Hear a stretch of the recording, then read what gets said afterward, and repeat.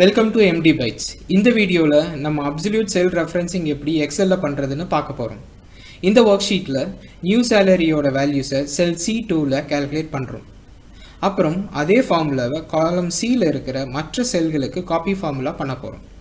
New சேலரியை calculate பண்ணுறதுக்கு காலம் Bயில் இருக்கிற கரண்ட் சேலரி வேல்யூஸும் செல் E1ல் இருக்கிற இன்க்ரிமெண்ட் பர்சன்டேஜ் வேல்யூஸையும் யூஸ் பண்ண போகிறோம். இப்போ செல் 2ல நியூ சேலரியை கால்குலேட் பண்ணுறதுக்கான ஃபார்முலாவை டைப் பண்ணலாம். Equal to B2 multiply by with E1 plus B2ல இருக்கிற எக்ஸிஸ்டிங் சேலரி. ஸோ இந்த ஃபார்முலா நமக்கு நியூ சேலரி அமௌண்ட்டை கொடுக்கும். இப்போ ரிலேட்டிவ் ரெஃபரன்ஸ் டெக்னிக்கை யூஸ் பண்ணி காலம் Cயில் இருக்கிற மற்ற செல்களுக்கு காப்பி ஃபார்முலா பண்ணலாம். நமக்கு கிடச்சிருக்கிற ஆன்சர்ஸ் எதுவுமே கரெக்ட் இல்லை. ரீசன் என்னென்னு பார்த்தோம்னா, காப்பி ஃபார்முலா பண்ணதால் relative reference cell E1 refer பண்ணலை.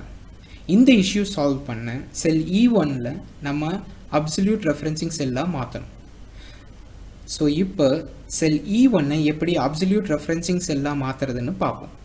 ஃபர்ஸ்ட் செல் C2ல் இருக்கிற ஃபார்முலாவை ரிவைஸ் பண்ணணும். தென் அந்த ஃபார்முலாவை செல் E1 கிளிக் பண்ணி கர்சரை அந்த செல் நேம் பக்கத்தில் ப்ளேஸ் பண்ணணும். ப்ளேஸ் பண்ணிவிட்டு ஃபங்க்ஷன் கீ F4 ப்ரெஸ் பண்ணணும். இல்லாட்டி டாலர் சிம்பிள்ஸை டைரெக்டாக மேனுவலாக என்ட்ரி பண்ணலாம். இப்போது இந்த ரிவைஸ் பண்ண ஃபார்முலாவை காலம் Cயில் இருக்கிற மற்ற செல்களுக்கு காப்பி பண்ணுவோம். நியூ சேலரிஸ் கரெக்டாக கால்குலேட் ஆகியிருக்கிறத நீங்கள் இப்போ பார்க்கலாம். ஸோ இன்டர்னலாக எப்படி ரெஃபர் ஆகியிருக்குங்கிறத இப்போ பார்க்கலாம்.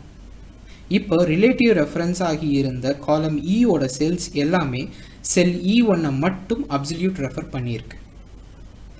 ஸோ ஃபைனலாக அப்சல்யூட் ரெஃபரன்ஸ் பண்ண அந்தந்த பர்டிகுலர் செல் நேம் பக்கத்தில் கர்சரை ப்ளேஸ் பண்ணி ஃபங்க்ஷன் கீ F4 ப்ரெஸ் பண்ணணும், அல்லது டாலர் சிம்பிள்ஸை இந்த ஸ்க்ரீனில் இருக்கிற மாதிரி என்ட்ரி பண்ணணும்.